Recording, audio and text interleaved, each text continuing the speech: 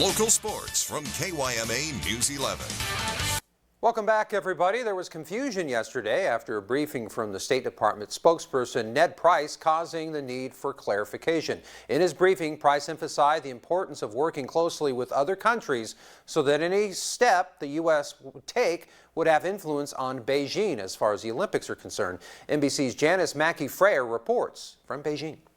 The U.S. State Department has denied its consulting with allies about a joint boycott of the 2022 Beijing Olympics.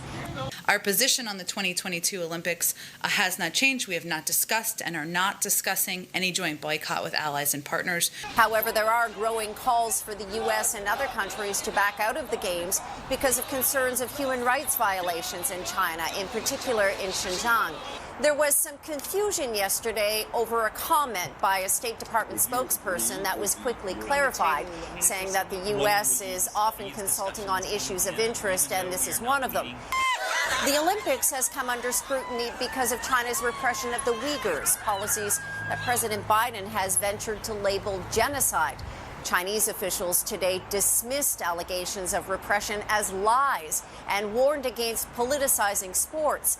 Meanwhile, the U.S. Olympic and Paralympic Committee says it's opposed to a boycott, saying it only punishes athletes and does little to address the bigger issues, let alone fix them.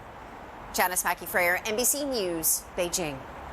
Closer to home, afternoon baseball at Cammon Field with members of the Gila Ridge baseball team grabbing some seats in the shade, watching some baseball at the next level. AWC Matadors welcoming the Mesa Thunderbirds for a doubleheader. Top five, Mats up 3. Bobby Vath gets Josh Leslie to fly to center fielder to Max Weller for the second out.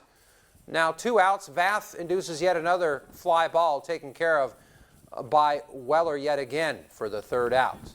So now we go to the home half of the fifth. Lefty Jared Belbin will chop this pitch up the gut for a base hit. And then we're going to get a little bit more Belbin here. Next batter, Belbin's going to take off from first. He's going to steal second with his head first slide on the next pitch. Watch Belbin. Great jump from second. And guess what? He's going to swipe third. Now, the Mats would leave him stranded, unfortunately, but A-Dub goes on to win Game 1 convincingly by the score of 12-1. Unfortunately for AWC, it was not so convincing in Game 2, as the Thunderbirds have pretty much got their number there, forcing the Mats to salvage a split with a 13-5 loss on A-Dub's part. Up next for AWC is Central Arizona on Saturday.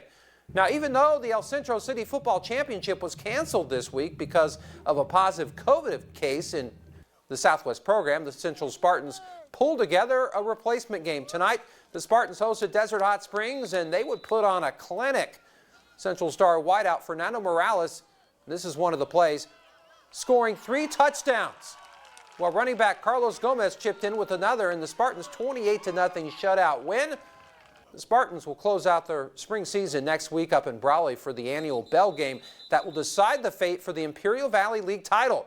Of course, we'll bring you the complete highlights of this game tomorrow night on Friday Night Lights. Well, speaking of which, here's our spring lineup for week number 4 of FNL.